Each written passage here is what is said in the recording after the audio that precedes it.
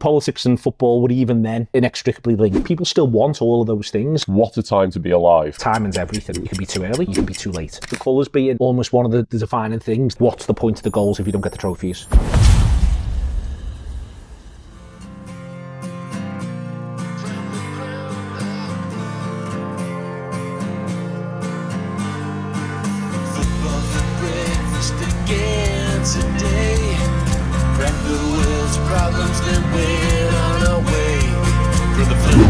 Welcome to Football for Breakfast, brought to you by OSS Security.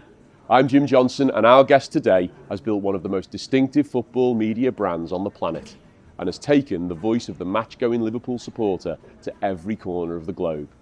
When Gary Neville says to you, "You're a better pundit than me," you know you're doing something right. And his name is Neil Atkinson. Over breakfast, we talk culture, community, and why the best storytelling about football is never really about football. Put the kettle on, you're amongst good companions. Neil Atkinson. Jim, what about There's this? your breakfast. Thank you very much, my friend. Right, now, Neil, just to be clear, that is not sourdough toast. It is bacon and tin tomatoes, but it's not sourdough toast, so I can only apologise. So I'm just reading... Do you get sourdough toast here, or is that on the menu? Well, I think we need to put it on the menu in the greasy spoon, the Football for Breakfast greasy spoon. But what I would say is, I've just been reading Roy the Rovers from the 12th of April 1980. Okay. And in the Roy race talking politics and soccer. What do you think of this, Neil? In view of the discussion and action which has taken place regarding politics and the Moscow Olympics, do you think politics will soon play a major part in soccer events such as the World Cup and the various European competitions? So asks Anthony Riley of Glasgow. Roy says, "It's a subject far too complex to discuss in limited space, Anthony. Besides, many of my readers wouldn't understand." Right? Yet, he says, Roy goes on, politics could rule soccer in the future, but I'm sure literally millions of footballers share my feelings when they run out onto a pitch at the start of a match. It doesn't enter my head which government is in control of my country and who might be in charge in the future. The general unrest and upheaval on this earth doesn't concern me when I'm out there, involved in a match. All I'm interested in is a game called soccer, the greatest game on the earth. Well, firstly, he's called it soccer, so he gets no points there. I'm all right with soccer. Yeah. People aren't, I'm not. I'm quite relaxed about it. Literally, soccer is originally a British/English/Scottish term, so I think we all get a bit precious about it because it's what the Americans do. And everyone's sort of decided they're against that. It's also worth saying, Roy's saying this in the context of the aftermath of the 1978 World Cup, played in front of the Argentinian junta. Mm-hmm. Presumably, Roy took part in the 78 World Cup. I don't know how it went for him. Yeah, maybe he did. Maybe he did. And you would have thought at some point, shape or form that he would have realised with the military surrounding the pitch. But it is indeed. Politics and football were even then inextricably linked, and that's where Roy finds himself. I mean, you think he would have mentioned it, but he should have mentioned it. He should have mentioned it, but he only had limited space. Well, yes, he did. I mean, and for 12p, it was probably heavy reading for I don't know, in 1980. How old was I in 1980? My 9-year-old self in 1980. So, what's your earliest footballing memory, Neil? Well, you've got a bit of it here. So my first game is genuinely my earliest footballing memory. Okay. So in the run-up to the 86 final, when Liverpool were going for the double, my first game was Liverpool playing Birmingham City at Anfield. Yeah. And I genuinely can remember bits of being in the grounds. I've never seen any of the game back, as far as I know. I've never seen it on a video or anything, so I've got to believe my memories aren't constructed, at least not constructed from video, maybe from some sort of idea of fantasy, but it's my first game. And I can remember, first and foremost, I can remember the green of the grass, and that's still something that strikes me now. When I go to a match, one of the first things that just always will, when I first go up the steps, hit me is, my God, that's a lot of beautiful green grass. And I remember that, and I was in the Anfield Road end, because that's the way it used to be at Liverpool's. It was the Dads and Lads enclosure, as it was called. Compost corner. Yep. And Liverpool were kicking at the Kop end in the first half, because one of the things I can remember is not being able to see or understand what was going on. And I think the first goal in the game, was scored by Ian Rush, because I was just told it was scored by Ian Rush, and it happened all the way up there. And I reckon my dad might not have known, but it was a safe bet to say it was scored by Ian Rush. It probably was scored by Ian Rush. So that was the opener. And then the second is scored by Gary Gillespie. Okay. And then the third is a penalty scored by Jan Molby. Right. The fourth is then at our end, and the fourth is scored by Gary Gillespie. Right. And then, and I remember this, genuinely do remember this. Liverpool get a penalty. It's 4-0 up. They're going for the double. It's April, Birmingham City, and they get a penalty. And the cop sings for Gillespie to take it. And I remember the players waving Gillespie up from centre-back to come and take the penalty. And Gillespie struts up and he hits a wonderful penalty into the back of the net, and Liverpool win 5-0. And Gary Gillespie scores his hat-trick from centre-back. That's my first game. Because he was in from Mark Lawrence at the time, wasn't he? I think at the time. Yeah, Lawrence moves around. Lawrence might have been injured. I think that was before he gets his bad injury, Lawrence. But Lawrence could play everywhere, and Gillespie was centre back. If you spool forward, as mad as this is, effectively not that shy away from 30 years. Yeah. I was asked by I think it's now defunct American football magazine, to be what they call the stringer and go and interview Gary Gillespie. Oh, wow. They'd already interviewed him and they just wanted a few more questions asking and recording. So from Liverpool, I lived in town at the time, got the train all the way up to Southport, got a cab, got to Gary's house, knocked on the door. Gary, lovely fella, invites me in, walk down the hall, and to my right is the ball from my first game, signed by all the players. Go away. Signed by all the players, because that's what they used to do. I don't know if they still do it now, I hope they do. And he still had the ball from this hat-trick, and it was there.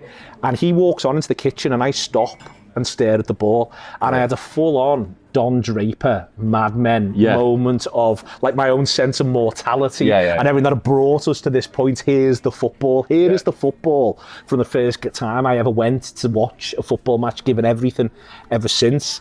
And I think Gary thought he was this weirdo in my hall staring at this ball. Yeah. And I explained it to him, and he was unbelievably gracious. We had a lovely conversation. He actually drove me back into Liverpool because he was coming in to do something for LFC TV, and it was great to spend the time with him.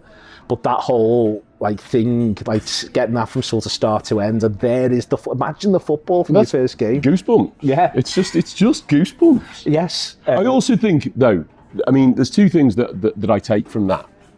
Firstly, what a time to be alive. Yeah. Right? Because, I mean, you were already dominating football anyway, so it's very easy to be a Liverpool fan at that period. But Gary Gillespie, I think, as a thing, embodies why it was a great time to be alive. Because the thing that Liverpool used to do, and it used to drive me mad, as a fan of a team that couldn't get where Liverpool were, they used to do this thing where every close season, they'd sign a Gary Gillespie. Gary Gillespie was signed from Coventry, I think. I think so. I think and he goes back there when we're going to move him on. Yeah. Yeah, but he was the best player at Coventry, right? You did it. Kevin McDonald was signed from Leicester, the best player at Leicester. John Walk scored more goals playing for Ipswich Town than Ian Rush did the season that Liverpool signed him. You know, Paul Walsh, David Hodgson, Michael Robinson. They just had this knack of signing the best player, you know. And I can remember when Arsenal signed Charlie Nicholas, there was a very strong pull that Liverpool were going to sign him, and they thought, oh, well, you know, he played with Dalglish, he's got the Dalglish story, you know, Dalglish is his hero, all of that stuff. And Liverpool didn't sign him. And I thought, we've got one over on Liverpool. How wrong we were. You know, because I think that same season you might have signed someone like Paul Walsh or something like that. And it just galvanised an already impossible to beat squad.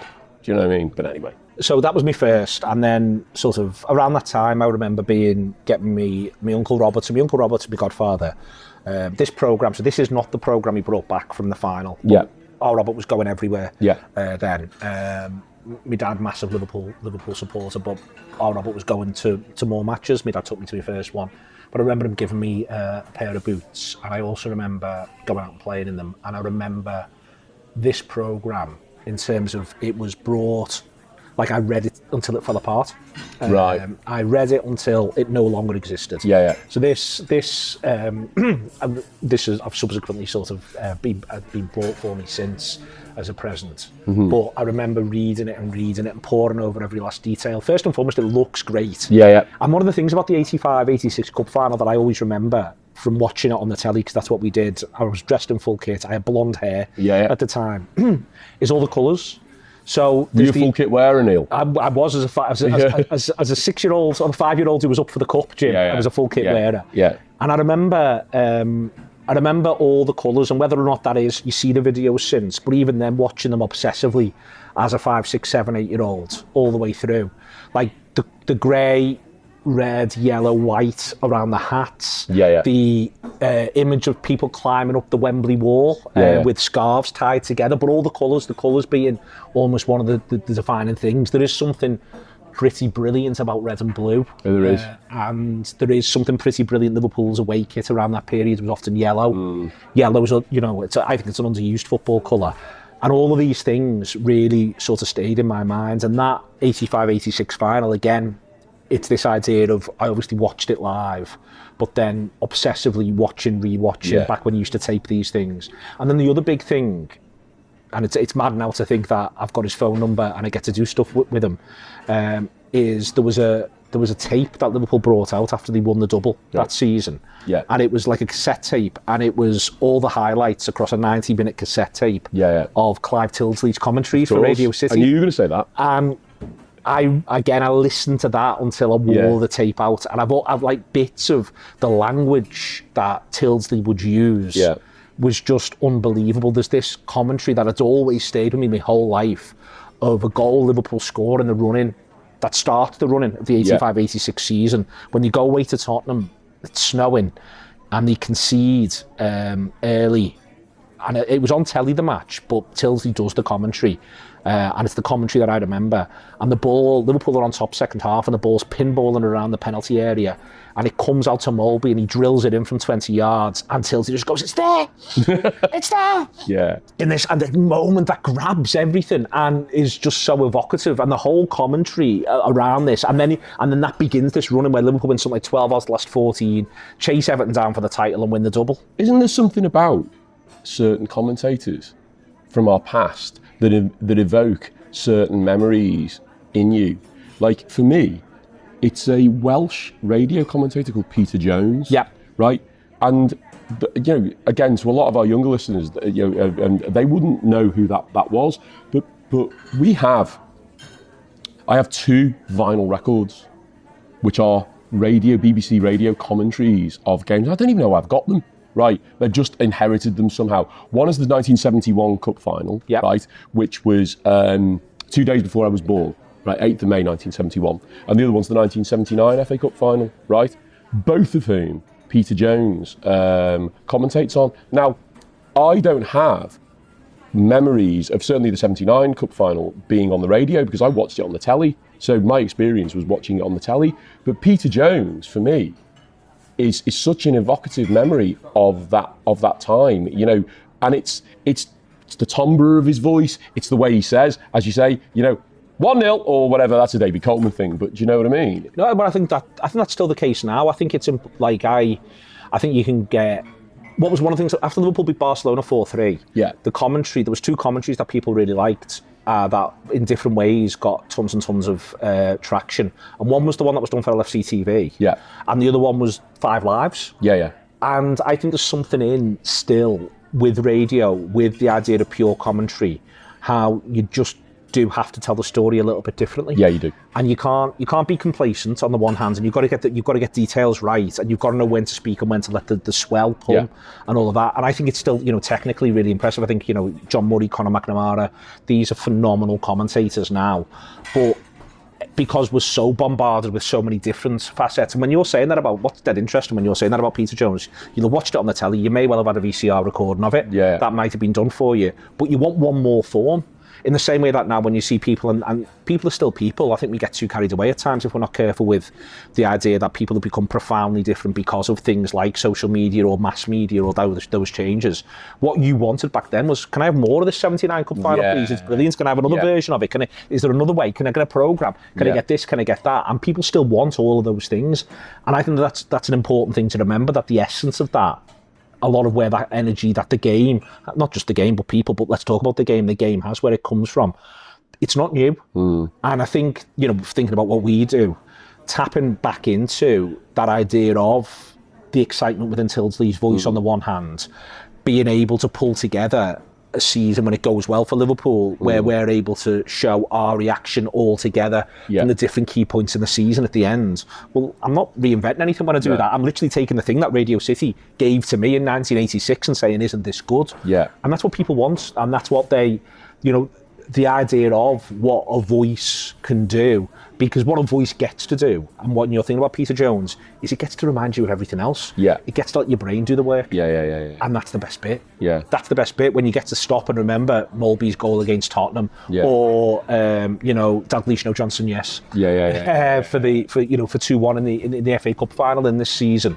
That idea of the words do the trigger that make your brain go, and I remember what that looked like. Yeah. And I think that is, you know, I think that those bits of the game, they'll always be there. Well, you talk about it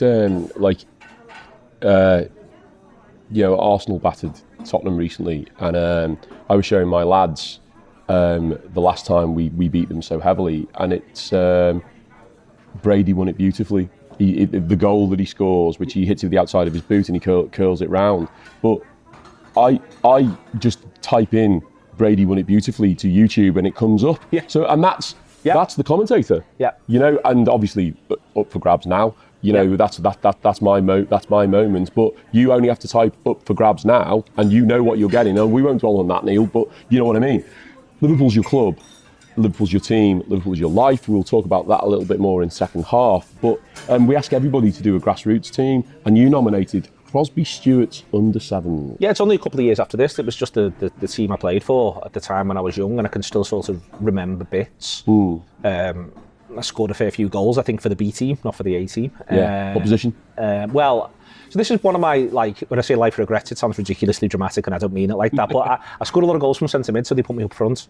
Right. And I'd rather they just kept me at centre mid in hindsight, because you're more involved in the game. But because I was quite good at running through and kicking it past the goalkeeper, and for all I know, not very good at the rest of bits of football as far as they were concerned. So they just basically, I went from sort of feeling like I was quite involved in the action to at times stood on the set, because, you know, the other thing back then, and I don't know if it still happens now because I don't have kids of my own, but you were playing on really quite big pitches. Yes. So if you played centre forwards, you were just basically told, go and stand on the halfway line. And you were probably playing 11 aside as well. It was 11 7. aside. Yeah, it was 11 aside, and it might have been on something pretty close to a full-size pitch. Yeah. So you just stood on the halfway line, and all I'm basically waiting for then is someone to kick it over, ideally, everyone who's on the halfway line's head. Yeah. And then it's a race to go and scamper on and see if you can get onto it, and then you'd be a one-on-one with the goalkeeper. And I think I still scored a few goals, but I think I preferred it when I was sort of running from deep, as it were, and getting to do the same thing was a bit more involved. What colours you wear?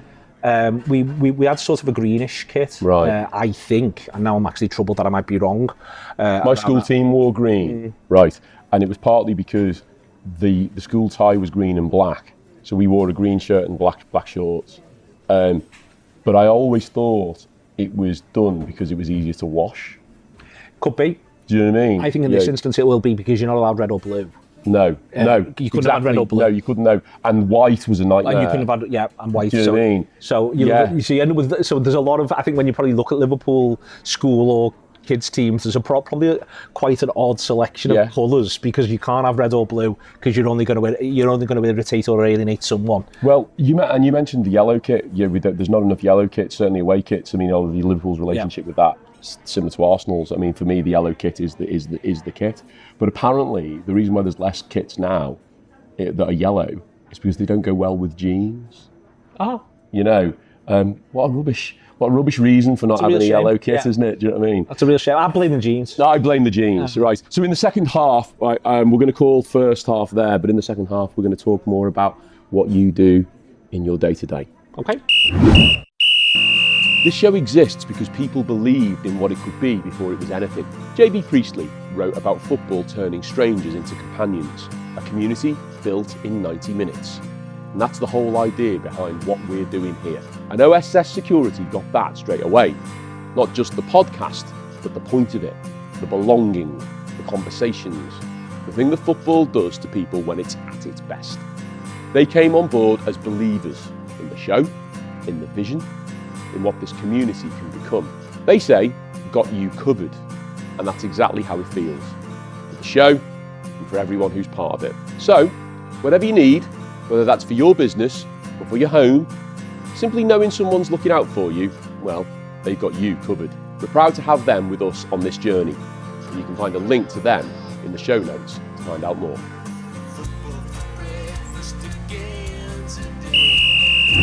We're into the second half now, and obviously we like to talk about leadership in this, but I'm sort of in that kind of weird, slightly privileged position of being a contributor to the platform that you that you lead.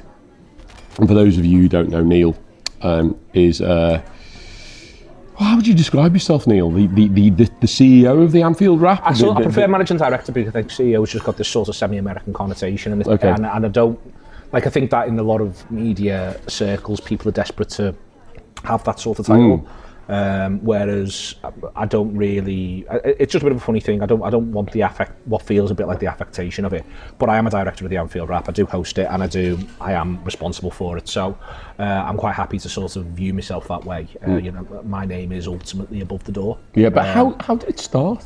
It started back in 2011, and it started with Andy Heaton and Gareth Roberts, who had the idea for there being an in-person Liverpool podcast. Yeah. That would be done on a Monday and would have really, really strong quality in terms of sound production. So they did it in Park Street Studios. Right. At 10 o'clock on a Monday, off the basis of the fact that you're not in a rock and roll band to get up and record at 10 o'clock on a Monday, which is perfectly reasonable. I have a couple of great Park Street Studios stories, which we can maybe talk about, but carry on. Yeah, and they committed to it, and they also committed to the idea of it being just quite a bold undertaking. So, you know, the website had unbelievable people writing for it, from people like Tony Evans and Rory Smith on the one hand to people like David Morrissey. The day it launched, there was a David Morrissey piece on there. Yeah. They got David to do something and worked with them on that. And then simultaneously the podcast was there as well. You know, I was writing for the website too.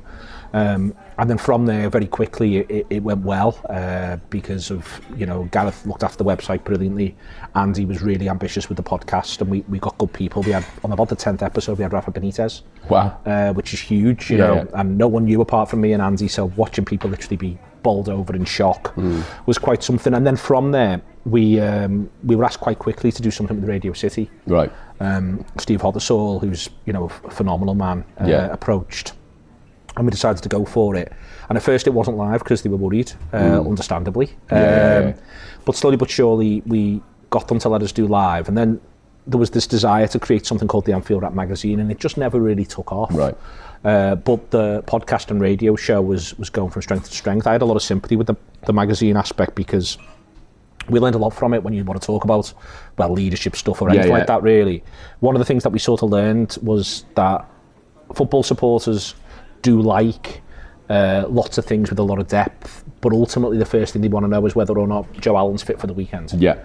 And you've got to be able to give them that. Which is what this is exactly not about. Well, it'll be absolutely fine, Jim. I'm backing you. Yeah. But that aspect of it, I think, you know, is something that is just in the minds of people all the time. Yeah. So there's lots of really, really good writing that Gareth did a great job pulling together in the magazine. But in the meantime, the podcast, the radio show was going really well. And doing live radio, at that point, me and John Gibbons in particular, was just a really good way to firstly enjoy yourself. It's still the thing I most enjoy doing. Like, you know, if someone rang me straight after air and went, do you want to come on the radio live, do an hour right now, I'd run there. You used to do them on City Talk? Yeah, Radio City Talk. I can remember because I used to do City Talk around the same time, if you remember. Yeah. And the much maligned City Talk, you know, we talked about Radio City and City Talk, and neither exist anymore in the way that we remember them and love them. But my producer, she wasn't my producer, but I was a guest on that producer, was Lizzie Doyle. Yeah. And I remember Lizzie going off to work on the Wrap. Yeah. And the first thing I said to her, and this is how mad, and this is how mad it is, but how I think it's really interesting, your reach on the Anfield Wrap, is that it had permeated my psyche, and I'm not even a Liverpool fan. And okay, you know, I live on Merseyside and all of that sort of stuff, but I remember saying to Lizzie, I said, when you start on that show, I said, ask them if they want an Arsenal guy. And within a week, I got a phone call. It sounds like us. Yeah, and I was in, and I've been doing it for like nearly eight years or whatever. I think 2019. You know, so 7 years I've been doing it, But I remember you guys, we'd be in through the outdoor, you'd be coming in to record. You used to do a Friday afternoon, did you? Do Friday at 5. Friday at 5, Live at Friday at 5. And it's like, honestly, but a lot of that becomes what is it that you want it to be. So me and John in particular, we had this real sense that we wanted it to be not just like a really good football show. Yeah. We wanted to be the best thing on the radio.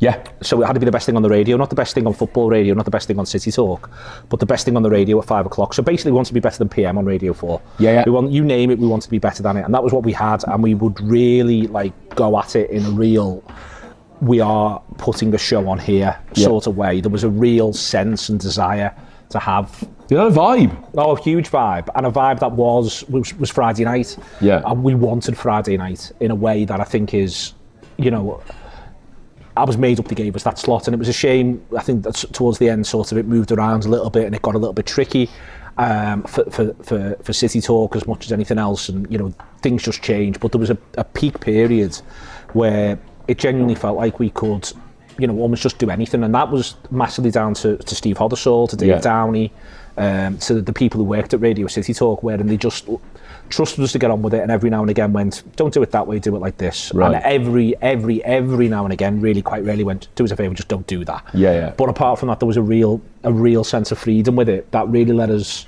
work out what it was we wanted to be and what it was we wanted to do. But I get an immense sense of pride, and I don't want to sound too nepotistic here when I say this, that whenever I am travelling, it's obviously I do a lot of work. I present a business-to-business podcast in London, and it's recorded in London. And I'll often be on the tube, and I'll see an Anfield Wrap advert, right?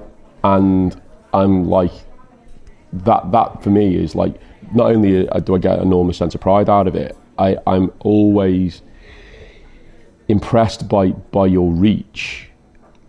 Is that just luck? Because you did it at the right time?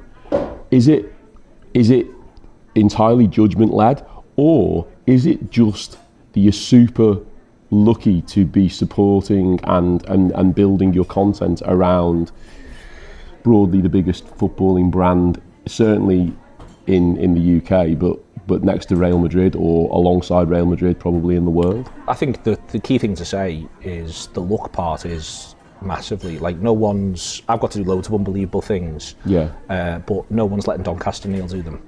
Right. Let's be clear. That, you know, that is, and if you haven't got the humility to accept that and understand that and work within that, then you're just kidding yourself. That's not to say that, you know, you couldn't go on and have, if you wanted them, perfectly good or strong media careers if you're from Doncaster. That's not the argument. But the idea of doing this around Doncaster Rovers just would not exist. It's exceptionally difficult to make possible in so many different ways. So you've got to have that humility and that awareness around where fortune plays a part. As you say, I think in a lot of what get sort of called new industries, well, I think in a lot of industries, full stop, actually, it's important not to, timing's everything. You can be too early. Let's point that out as well. You can be too late. You can be as competent, but striking the moment when the moment's there to be struck is important. But the other part of that, though, is you've got to be able to prepare for things going well. And that to me is where insofar as I would ever sort of deign to give anyone any sort of form of business sort of advice or even leadership advice, is I think empowering people to be able to plan for when it can go well is important, even when it isn't going well. So a lot of the work we're doing at the minute, our model works far better when Liverpool do well than when Liverpool do poorly. Of course. It's not necessarily, of course, because that's not unique in the sector. That's not unique in the sector, but there are some clubs where, for one reason or another, misery loves company. And often and can monetize the idea of people from the outside coming in and reveling in that misery with them. And that's not something that I've ever wanted us to do, and I don't think it would work from a Liverpool point of view anyway. I think if you wanted to do it, I don't think it'd work. And I don't think, I think you can be vexed and cross, and you can be angry with things that Liverpool Football Club or Liverpool the team do, but I think you've got to avoid being performatively angry. Whereas if you go into that other space, then performative anger becomes something which you end up effectively monetizing one way or another. Well, I can think of someone who does that quite well. And how do you wind that back? Because that's the key thing. What are you doing tomorrow? And all the time, I think it's important to have the what are you doing tomorrow, And what I think, internally we've done really well, and there's a number of people who've been part of that process. I'll always, credit Craig Hannon, who's been brilliant. I've mentioned John already. Emma's been great with us since she joined us in 2017. But Craig, in around 2022, when Liverpool weren't necessarily having the best time, laid loads of groundwork for us to have 2 pretty good years, 23-24 and 24-25 ultimately, wherein we were able to, from both a brand, marketing and financial perspective, feel as though we were able to do really, really well. But that happened because we spent the difficult times planning, not just obviously mitigating those difficult times as well, but making some changes, looking at a few things, seeing what it was that we thought we could do, knowing that at some point things would sort of come back our way. And then knowing that that's in a really weird way. Sometimes I use lots of metaphors in work, and the poor young people who have to work with me are a bit confused. But there's 2 that I've used that me and Craig like to use. Craig loves the metaphor of the 2p machines you get at New Brighton. Yeah. Wherein what we're always looking to do in terms of converting subscribers is we're well aware that we can put 2p's in, and you never quite know what's the 2p that's going to get you loads of 2p's that come out the other way. What does that look like? And you got to keep working at that, and you can't stop doing that. And the other metaphor that I sometimes use is that trying to do this is at times like trying to sail a ship across the Atlantic in the 18th century. Right. And the thing with that is, ironically, it's important to do your best work when it's easiest. Right. When the wind's at your back is when you'll make the most progress. And you've almost got to find a way to just sort of cut your sails when the wind's in your face, and bunker down at those times. But the most important time to really work is, ironically, when you think, it's all going to come together for us anyway. No, that's when you've got to absolutely ensure that you make as much progress in terms of getting across the Atlantic as humanly possible. That's when you've got to do it. And making hay while the sun shines. It's such an important thing. And I think that, in lots of ways, I think as humans, when suddenly you do feel like you're running downhill, you can sort of have a little bit of, this is really easy, this is really straightforward. It's like, no, what you should be doing at that moment. Like there's again, to another extended metaphor, there's a thing in the Tour de France of good descenders. So there's all these fellas, they kill themselves to get up the hill. And obviously that is so important, but you can really take some time out on people if you're good at going down the hill. And you can't overlook that bit. And I think that because there's this part of us that when it's a slog, certainly people who want to work hard, when it feels like the hard working's there, that's the bit, when it's backbreaking, there's a lot of people in every sector, I'm sure in every industry, who will be backbreaking when it's backbreaking.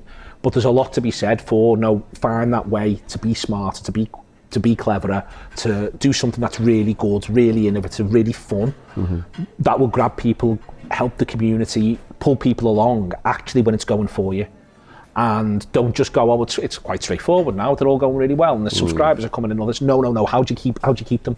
And how do you keep them engaged, and how do you do something else fun? Craig's banner across the advertising across the M62 with Old Trafford in the background. It's the sort of thing that you get to do when it's going well. But he worked really hard on pulling that together, in negotiating it, in terms of designing it, in terms of executing it, and it still needs to be lucky. We still need the weather that day for the drone to look the way in which it did.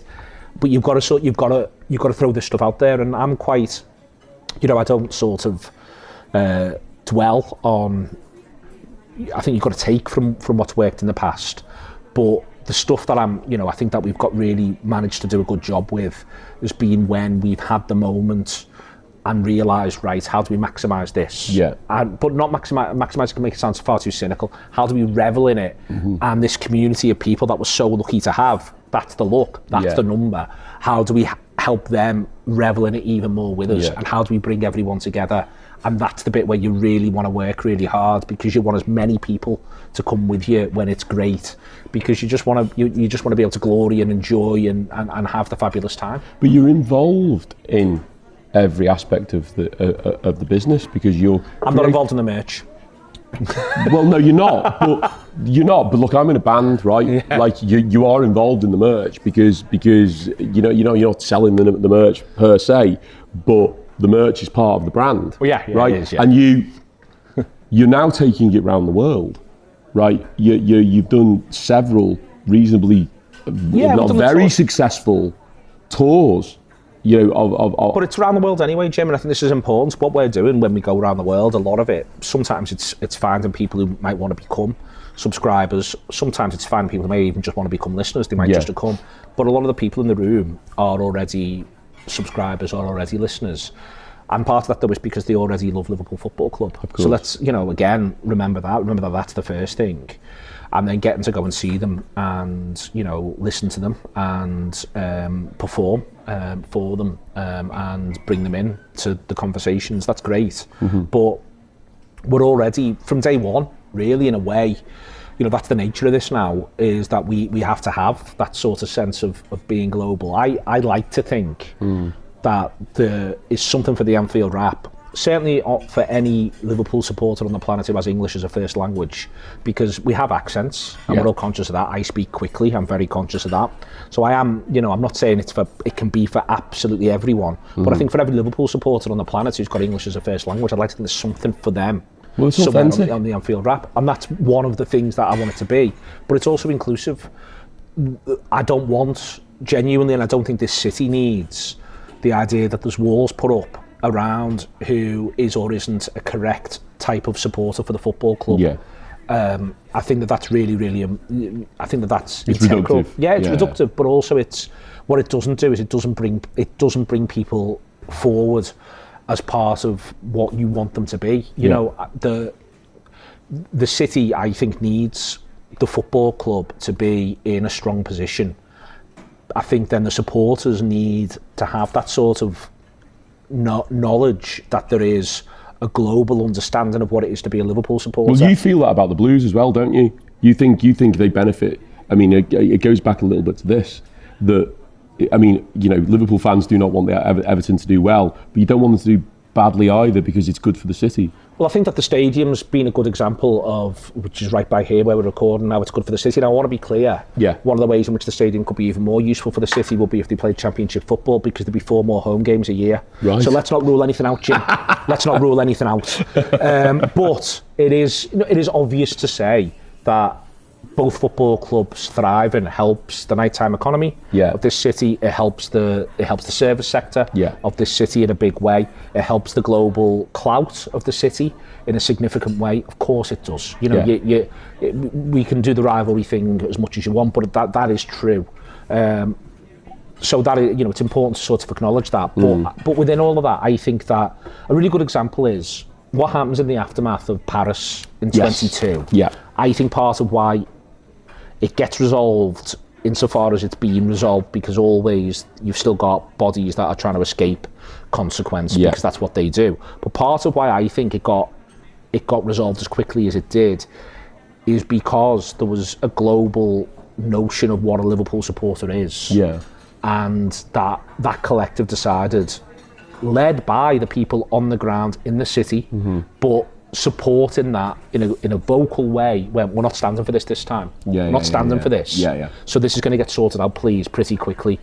And I think that's partially a shift in, we've got politics and soccer, this is partially a shift in how football supporters are viewed, and how, for instance, right now, whether people like him or not, the man who is the Prime Minister of this country is a season ticket holding football supporter. And that idea that we can therefore sort of, and this has long been the case. There's Jeff Pearson, who's a brilliant criminologist who specialises in football support and crowds, who's argued that Marseille in the late 90s is a bit of a sea change, where how football supporters were perceived post-90, post-96, post-fantasy football. That idea of football supporters not being all one character, being allowed to be, because they never were, but not being allowed to be characterised as one thing. But you get all the way through to something like 22, where there is this sense of a global irritation with, don't treat our people like that. Which I think is really important. And that's an example. There will always be moments and skirmishes. There'll always be at Liverpool, especially given the size of the ground, conversation over who does or doesn't get tickets and what that means and why. And you've got to find your way through that. But for me, I don't think we're doing the Anfield Wrap right if there is not the sense that, yes, this is what we do is from the heart of the city. And it's about the city. But if it isn't open to the world to say, this is about this city, this place, this football team that we love, we want you to be part of that, we want you to see yourself in that, then we're not doing it right. Right. And so to me, that's the most important thing. We've got to make sure we're doing it right, and we're actually being a bridge to say to people all over the world, some people who used to live in Liverpool and have moved away, some people who come once a year, some people who come once a lifetime. We can be your bridge to this thing, and also to the people who are in this city. I want them as well to feel as though, when many of them contribute, you're one. But match-going Liverpool supporters as well to feel like, you know what they're trying to do there, it's about the positive aspect of the football club and the city, even though it can't be positive every week because no team wins every week. Now, a lot of what you've said there sort of brings us full circle, and I know you've already touched on it, but before you came in, we asked you to bring something with you, an object, something that connects you to a footballing memory, and you already started talking about this. But it's obviously, it's this thing. It's the Everton v Liverpool official souvenir programme, £1.50 from the FA Cup final, the first Merseyside FA Cup final. There'd been a Milk Cup final 2 years previously in 1984. It's my birthday, May the 10th, 1986. I have a very strong memory of where I watched this game, who I was with. It was a purple sofa because there was blues and reds, and me. And if I'm honest, I think I wanted Everton to win. And the reason why I wanted Everton to win was because Arsenal were the only team that had done the double in living memory at that point. And of course, Liverpool, by them winning, took that shine off us. We're so petty as football fans. No, but I think it's nice. I thought it was nice last season when the trophies got shared around. I actually think there's some. I'm ultimately, I like the idea that more people get to have a nice time. And that can sound really reductive, but I am into, if Liverpool can't win everything, and they can't, because that's the way football works. I was annoyed with Liverpool's performance against Newcastle. And obviously you can have conversations about Newcastle's ownership, but my God, you'd have to work hard to begrudge the people of Newcastle that trophy last season in the League Cup final. You wouldn't dream of doing that. You look at what it meant to the Crystal Palace supporters when they got to win it was their turn to win an FA Cup. I think there's too much of the more recent trend in football where you've looked at seasons and there's multiple trophy winners. I understand how that's ended up happening, and money's a big part of it. But I think it's also a little bit of certain teams giving up. At certain times, I'll be honest, not focusing on competitions. I think last season, I hope, stands as a good example that, well, everyone, within reason, what I mean by that is, every Premier League, so Leeds could win the FA Cup as we record this. Leeds could win the FA Cup. Southampton could still win the FA Cup, but let's use Leeds as an example. For them, 17 to be a really good season. But the idea they get an FA Cup as well, or they get an FA Cup full stop, that's, I've got no love whatsoever for the county of Yorkshire and the good people of Leeds, none whatsoever. But again, you could not begrudge them an FA Cup, because how often are they going to get to win a trophy? Of course. I think sharing the trophies out's good. So I can understand genuinely I think Arsenal are going to win the league at the time of recording. I wanted Man City to win the League Cup because I like the idea of the trophies being shared out. So I can understand as an Arsenal supporter, Liverpool have won the league. Who do you want to win this one? Well, it's perfectly reasonable to say Everton because Everton have had a good season. Do they deserve something? They probably do. This game's hysterical. It's such a massive game. It was, the focus of the entire season at this point. It's the first and second best teams in the country. Of course. That's what they've just demonstrated within the league. And they're from the same city, and then they're facing each other. And it's absolutely huge. The Peter Reid story? Go on. So there's a great book by Tony Evans about this season called Two Tribes that I'd recommend to anyone. But in it, he's got this story of Peter Reid. So the council arranged afterwards, said, regardless, win or lose, lads, after Wembley, we're going to go around the city on two buses, one Liverpool and one Everton. Right. And we're all going to do it. And they came back up from London. The buses were there.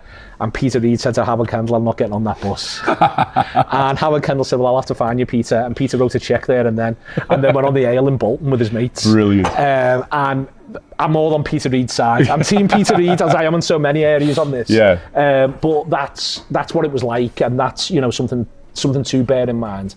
And it was, it's an enormous game. It's an enormous moment. Everton could have been the fifth side, as you say, Tottenham in 61. Arsenal in 71, and then Liverpool in the modern era, the third in the modern era, the fifth side full stop. Everton, ball bounces a different way on a couple of occasions.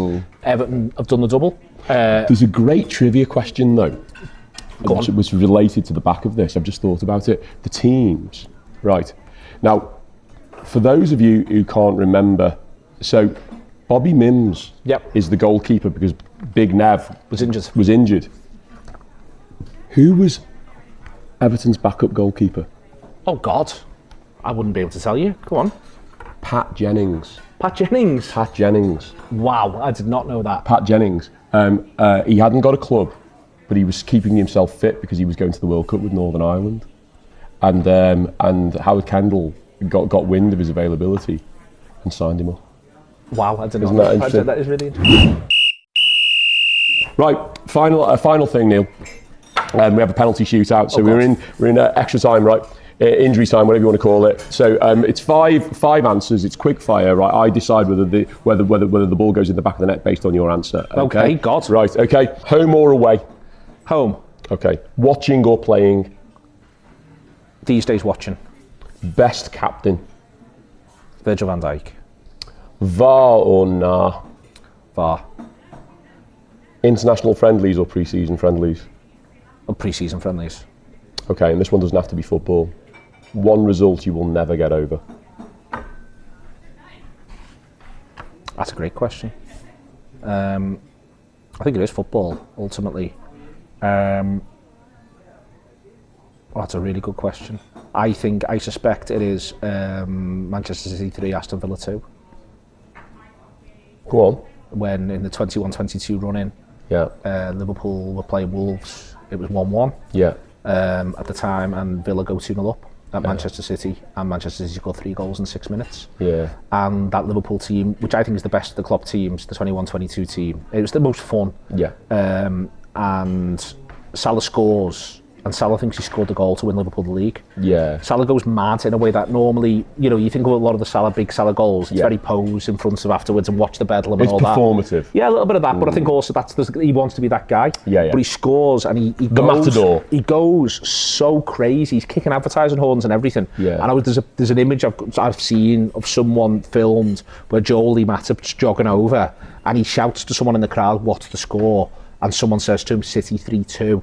And he goes...